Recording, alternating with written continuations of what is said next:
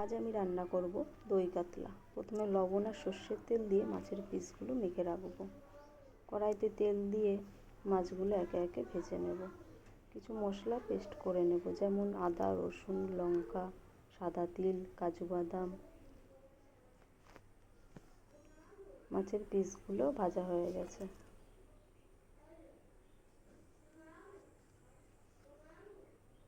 একটা বাটিতে কিছুটা টক দই নেব, সামান্য জল দিয়ে দইটা ভালো করে ফাটিয়ে নেব।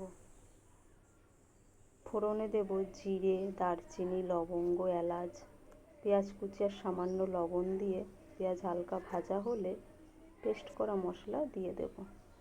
মশলা থেকে তেল ছাড়লে টক দই দিয়ে দেবো। দই দিয়ে হালকা নেড়ে চেড়ে সামান্য জল দেব। ঝোল ভালো করে ফুটে এলে ভেজে রাখা মাছ একে একে দিয়ে দেবো। মাছ দিয়ে 2 মিনিট জাল হলে ঘি আর গরম মশলা দিয়ে নামিয়ে নেব।